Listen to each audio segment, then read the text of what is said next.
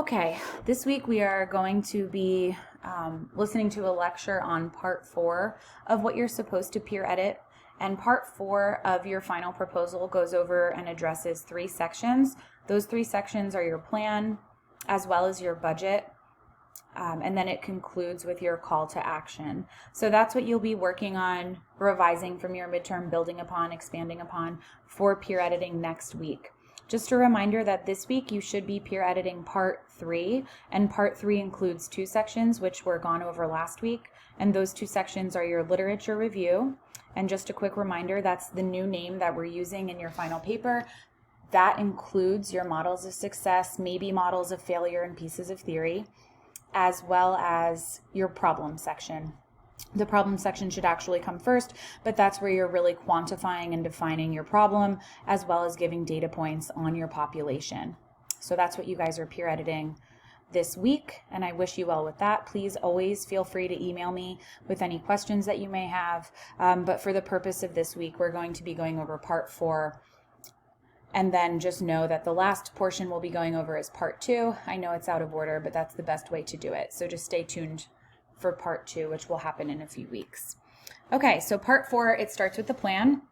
And just looking at Alex's paper, the best way to do this is either to pause and read ahead, just so you can sort of get an idea for what's discussed in his plan, or you can look at that Google document that I did post on Canvas under Module 11. So either is fine with me. But just make sure that you've read it so you understand what I'm talking about as I go through it. It wouldn't be time efficient for me to read everything to you and then discuss it. So we're just going to start with his plan section. You'll see once again that he's titling it with this mandatory title plan. He has chosen to add the actual title of his plan. That's not mandatory, but if you think that would work well there, go for it. Just a quick reminder, all of your major titles are in Times New Roman size 16 font, and they are bolded. You'll see that all of his subtitles, even if you go up to previous sections, are bolded, italicized Times New Roman, and they're a little bit smaller at size 14. So I just want to talk about this one section that he has here. It's unusual and it's not mandatory, but I really like it, and I want you to consider using a section like this. He titles this section Cogs in the Wheel. And this is a subsection, and the purpose of it really is to introduce what his plan is all about and to help you think about the plan in the grand scheme of all of the research that he's done in his literature review. So much like his literature review section, he had a very small introductory paragraph that led into his literature review section. This is very much like that before he actually goes into the different sections of his plan. He titles this section Cogs in the Wheel, which insinuates that they are going over parts of the whole, parts that make up his whole plan. You'll see that in this section, he's using some cited information, and just a reminder, the purple highlights indicate that this is cited or paraphrased information. So he talks about how many students attend Rutgers University. He continues and talks about how the student body can be so much more than just students, and he really talks about the importance of volunteerism, becoming advocates, activists, and liberators, which I think is a really good persuasive point. But he just leads us in with that, just so he sets the stage for his audience that the Rutgers student body is going to hold a big part in this. And I think that that's really important. So if you feel like you have any introductory information that you wanted to provide regarding your plan, that would help your patron understand it more thoroughly, or that would help us sort of ease into it from your paradigm section, that would be a good thing to include. We'll see that he divided his actual plan into different sections, and this is a really good thing to do. So if you look at my comment over here, it just says that Alex has divided his plan into 4 pillars, and this makes the structure and content of his plan easier to digest. So we understand that there are 4 separate things that go together to make up the whole of his plan. I've given you some other options to consider. You don't need to use pillars just because Alex did. He's the only student I've ever had who's used pillars. But in the past, I've had students use things like steps. So they'll say things like step 1, step 2, step 3. They might have part 1, part 2, part 3. And then even some students will divide it into years, like first time yearly necessities. And then it might have the plans for year 2 and beyond. So you can even do it like that if that works for your plan and the way it will be set up. But I just want you to think, what is best for my plan? And remember, don't use pillars if they don't work, and don't feel like you have to. There are many other different choices you can use to sort of categorize the information in your plan. All right, so just going into Alex's plan, his first pillar is volunteering. And he really talks about how volunteering is essential to his plan. And he introduces a lot of different ideas. So once again, I'm not reading through everything. I'm just pulling out important pieces of information. Here he discusses the necessity of getting 2 food trucks. And he talks about how they will be in different places. And he also talks about how the location will change depending on the need. But I think it might be important to just discuss how many trucks he'll be getting. Later on in his budget, he does say he's starting out with 2 trucks, but it might even be good to mention that here just for clarification. In addition to that, I would justify why they're going to be changing locations. So why is it best that changing locations will, serve the most people or something like that? And maybe even addressed, despite the lack of consistency, this is still the best choice because. So just making sure you're covering all questions that the patron might have. If we scroll down, you'll see that he also discusses community gardens in this section. So we sort of can insinuate that volunteers will be running the community gardens, but it's not explicitly stated.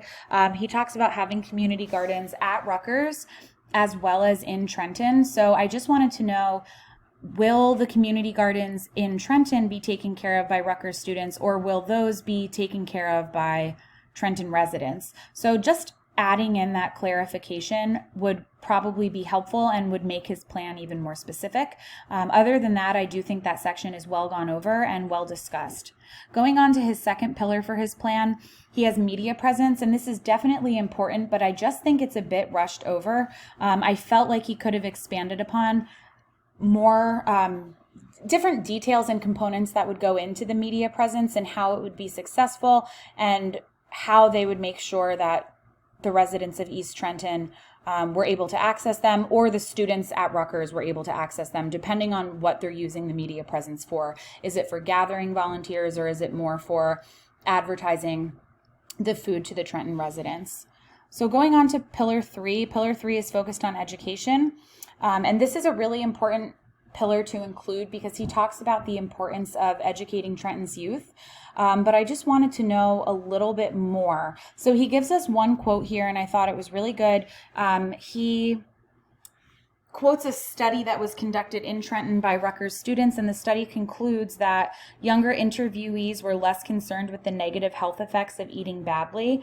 That's an important quote to include because it justifies why he's implementing an education program. So that's excellent. But one thing I wanted to know was, how often will these classes take place? Is it going to be similar to what an assembly would look like, where it happens maybe once or twice a year? Would they be implemented into health classes? Would it be an after-school club? So just some clarification as to how that they would be implemented and how often students would be educated would be helpful in this section. Otherwise, it's definitely an important section to include.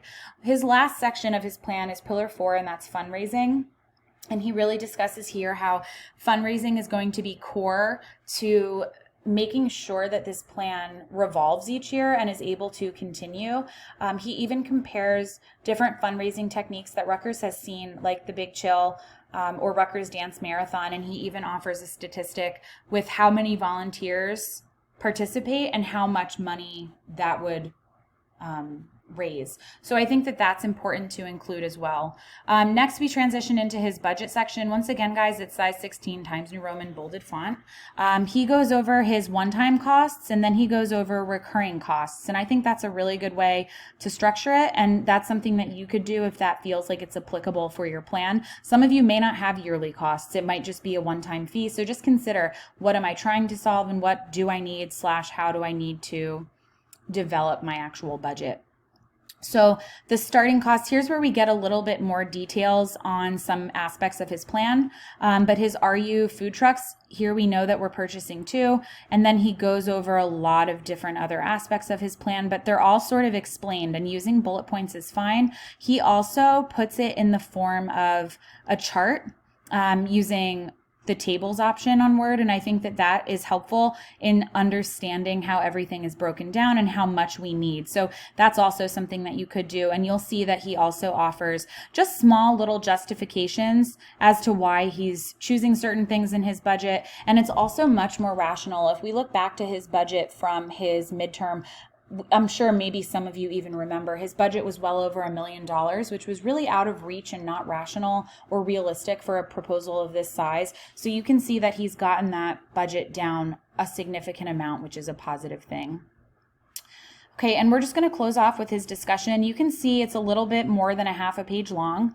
His discussion, once again, this is a mandatory title, 16 times New Roman bold font, but he adds just his closing thoughts, and this really, I want you to think of it as your final persuasive pitch, but he uses a lot of rhetorically sound and really persuasive language that balances Aristotle's rhetorical triangle. So he's really utilizing ethos, pathos, and logos here, and he's not being too repetitive. He's kind of bringing up points that he's brought up in the past, but making them seem fresh, original, and because of that, it becomes a strong way to close out his paper.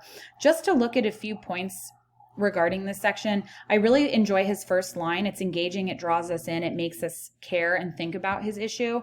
There should be no debate about the detriments of food insecurity. I'm sorry,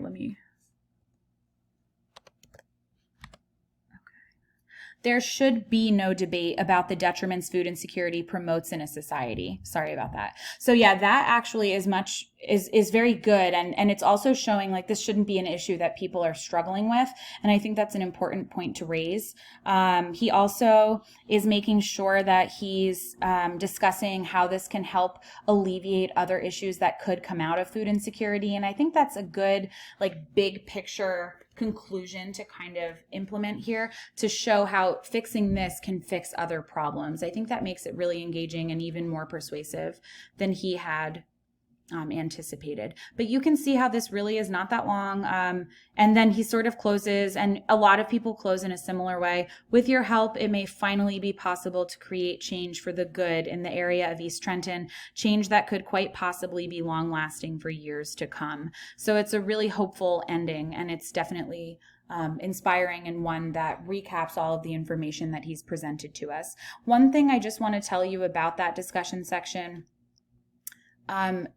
if you wanted to, it's not mandatory, but it would make it a little bit more logos and ethos heavy. If you wanted to, you could always add a statistic. Alex does not have statistics in here, but if you wanted to, that could be a nice way to kind of make your discussion section really persuasive. So just something to consider there. And the last thing I want to say, I'm not sure if I said it already, but it's just one closing thought on your plan. You want to make sure that your plan is specific enough so that if you were to hand it over to a stranger, they would feel confident understanding the directions to implement it. So all of those small little areas in Alex's where they're a little bit too vague or could be expanded upon, those are easy fixes. So when you guys actually start to peer edit each other's plan sections, just think about it like that. Do I, as I'm peer editing, understand the plan section enough so that I feel like I could implement it or understand the directions enough to do so? Okay, so just let me know if you guys have any other questions. And like I said before, don't forget to actually look at the document, which is posted in Module 11. It's last week's module. I hope you guys are well. And as always, please feel free to email me or schedule office hours if you have any questions.